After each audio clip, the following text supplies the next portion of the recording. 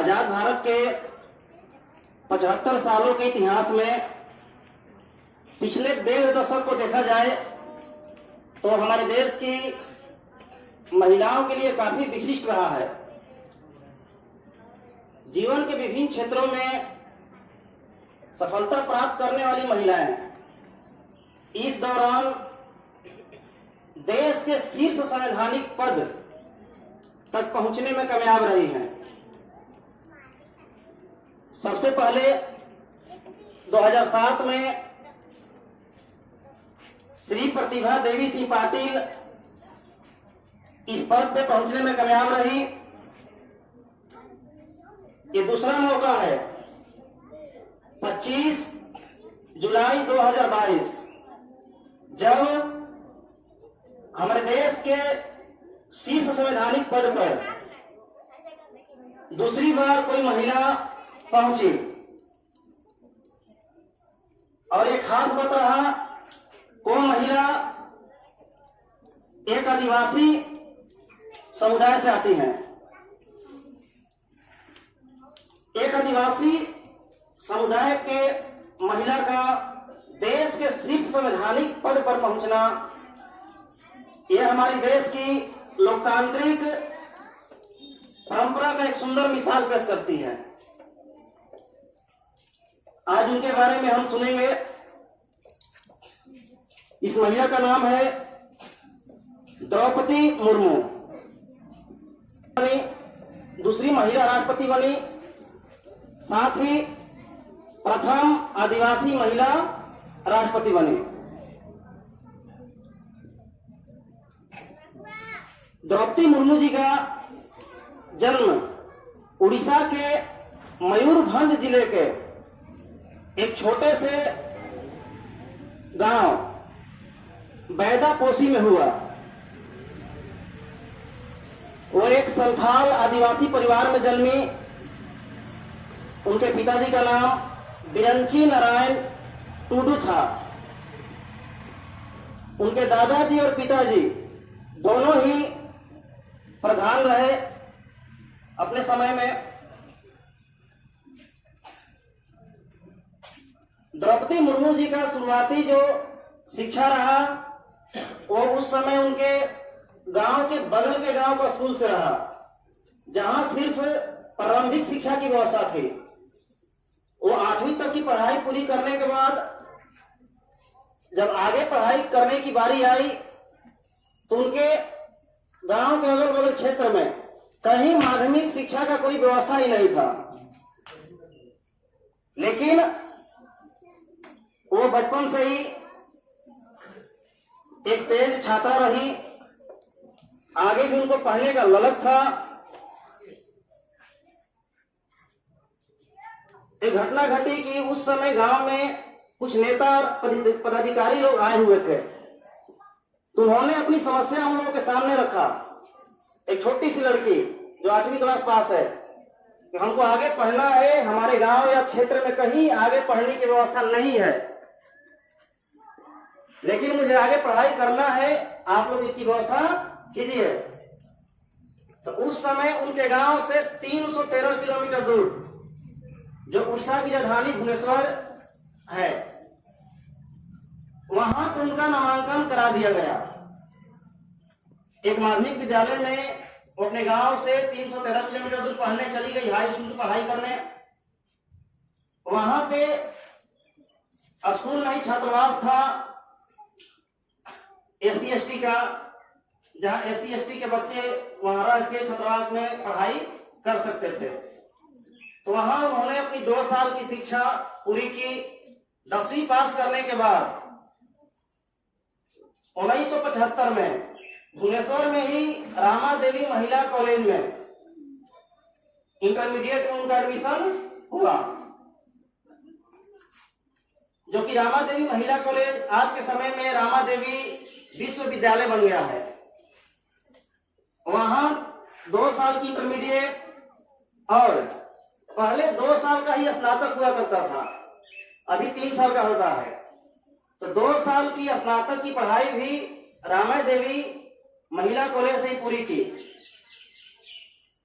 उनकी साथ में पढ़ी हुई उनकी सहेलियां बताती हैं वो अपने पढ़ाई के समय में पढ़ने में तो काफी अच्छी थी ही, काफी सहयोगी भी थी, और साथ ही साथ विद्यालय के सभी कार्यक्रमों में, चाहे वो संगीत का कार्यक्रम हो, नृत्य का कार्यक्रम हो, नाटक का कार्यक्रम हो, सभी कार्यक्रमों में वो बढ़ चढ़ के हिस्सा लेती थी। काफी रुचि रखती थी इन सभी चीजों में। 1979 में स्नातक की शिक्षा पूरी करने के बाद उसी साल उनकी नौकरी लग गई उड़ीसा सरकार के सिंचाई विभाग में क्लर्क के पद पर। क्लर्क के पद पर उन्होंने कुछ समय तक नौकरी किया। इस बीच उनकी शादी हुई श्याम चरण मुर्मू, जो उनके पति हैं, उनसे शादी हुआ। शादी के बाद 3 संतान हुए उनके, 2 बेटा और 1 बेटी। चूंकि परिवार बड़ा हो गया, छोटे बच्चे थे, जिम्मेवारियां थी, तो उन्होंने अपनी नौकरी को छोड़ दिया और सारा ध्यान अपने बच्चों के शिक्षा पे दिया और रायरंगपुर चली गई। और वहां पे ही अरबिंदो सोसाइटी द्वारा संचालित एक विद्यालय में निःशुल्क अध्यापिका का कार्य करने लगी। बिना पैसे का वो विद्यालय में जाके बच्चों को सिखाती थी। तो 1997 में वे रायरंगपुर के ही वार्ड नंबर 2 से नगर पंचायत के चुनाव में लड़ी और वहां अच्छे से जीत हासिल करते हुए पार्षद के पद पे रहते हुए काफी अच्छा कार्य किया। उनकी लगन और मेहनत का परिणाम रहा कि 3 साल बाद ही वर्ष 2000 में भाजपा ने उनको अपने पार्टी से 2000 में उड़ीसा में होने वाले विधानसभा चुनाव में रायरंगपुर से ही अपना उम्मीदवार घोषित कर दिया और वो काफी अधिक मतों से उस विधानसभा चुनाव में जीत हासिल करके वो उड़ीसा के विधानसभा भवन पहुंची। ये पहली बार जीत के गई थी, फिर भी इनकी योग्यता को, इनकी मेहनत को, समाज के प्रति इनकी सेवा को देखते हुए इनको उस समय मंत्री बना दिया गया। 2000 में ही वाणिज्य और परिवहन मंत्री का पद इनको दिया गया और कुछ समय के बाद इनको मत्स्य और पशु संसाधन मंत्रालय का पद भी दिया गया। 2009 तक लगातार ये 2 बार रायरंगपुर विधानसभा से जीतकर और विधायक रही। अचानक से उनकी जिंदगी में कुछ दुखद घटनाएं घटती हैं। ये समय 2009 से शुरू होता है, जो कि एक महिला के लिए, एक मां के लिए काफी असहनीय हो सकता है। वर्ष 2009 में उनके पुत्र, जिनका उम्र 25 वर्ष था, अचानक से असमय वो सोए हुए थे रूम में। सुबह जब लोग देखे तो मृत अवस्था में पाए गए। जवान बेटे का मरना एक मां के लिए काफी दुख भरा है। इस दुख की घड़ी में वो टूट से गई। आगे वो जीवन में क्या करे कुछ समझ नहीं पा रही थी। तभी उनको कुछ लोगों ने अध्यात्म से जुड़ने की सलाह दी। वह अध्यात्म से जुड़ी और समाज के कार्यों को करती रही। अधिकतर समय घर से बाहर व्यतीत की। वो सुबह निकलती तो रात के 9-10 बजे घर पहुंचती। पूरा समय घर से बाहर रह के ही किसी न किसी के कार्यों में, किसी की सेवा में लगी रहती। वो अपने आप को संभाली। 4 साल के बाद वर्ष 2013 में अचानक उनके दूसरे पुत्र का भी एक रोड एक्सीडेंट में मृत्यु हो जाती है। 2 ही बेटे थे, दोनों बेटे अब नहीं रहे। किसी माँ के लिए ये असहनीय है। वो डिप्रेशन में चली गई, उनके साथ साथ उनके पति भी डिप्रेशन में चले गए। तभी ब्रह्म कुमारी संस्था, जो एक आध्यात्मिक संस्था है, ब्रह्म कुमारी समाज सेवा करता है, उस संस्था के कुछ महिलाएं वहां पहुंचती हैं उनके घर, उनको हिम्मत देती हैं, अपनी संस्था लेके जाती हैं, घर से उनको दूर रखने की कोशिश करती हैं। इस दुख की घड़ी से वे उनको निकालने की कोशिश करती हैं। 2 पुत्र खोदी, ये लाखों पुत्र आपके अभी पड़े हुए हैं, आपको उनके लिए जीना है। ऐसी कुछ बातें उनको अंदर से हिम्मत दी पुनः इस दुख की घड़ी में लड़ने की, और वो अपने आप को कुछ मजबूत किया। अगले ही साल 2014 में उनकी पति की मृत्यु हो जाती है, क्योंकि वो भी डिप्रेशन में चले गए थे, वो अपने आप को संभाल नहीं पाए। तो ये 5 साल का समय, 2009 से 2014 तक 2 पुत्र, पति, और चूंकि उनकी मां भी इसी समय 2013 में ही वो भी मृत्यु को प्राप्त की थी, फिर से इन दुखों से लड़ते हुए खड़ा किया और हिम्मत के साथ फिर समाज सेवा के कामों में लग गई। वर्ष 2015 फिर से उनके जीवन में एक नया मोड़ आता है, जब हमारे देश में 14 में भाजपा की सरकार बनती है, तो 15 में उनको झारखंड राज्य में राज्यपाल बना के भेजा जाता है। वो झारखंड राज्य की प्रथम महिला राज्यपाल बन के गई, और साथ ही हमारे देश के किसी भी राज्य की प्रथम आदिवासी महिला राज्यपाल भी बनी।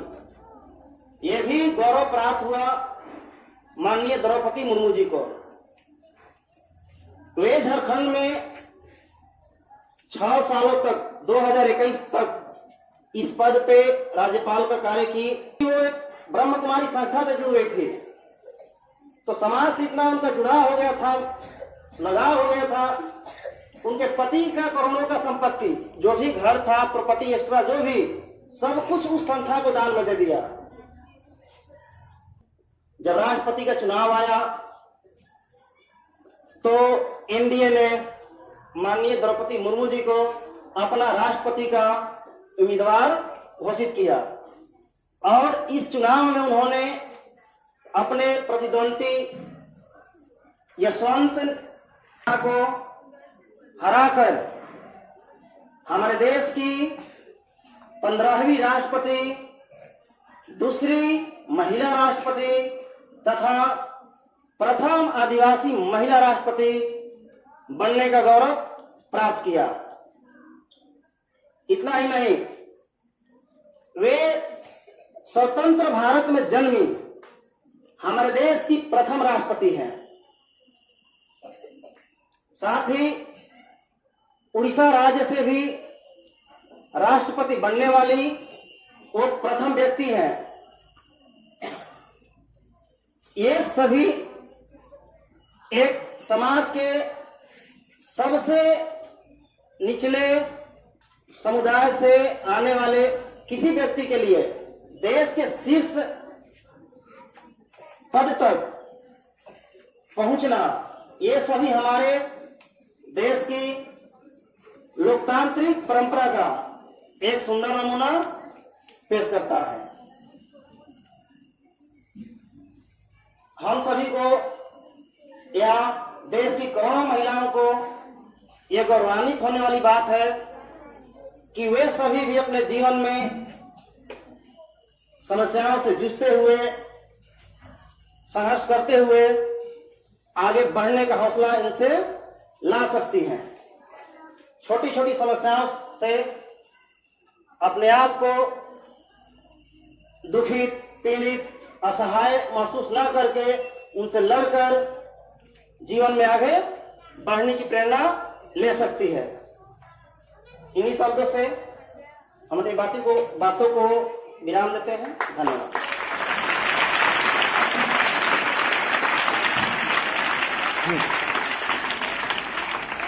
ला लो ला लो ला लो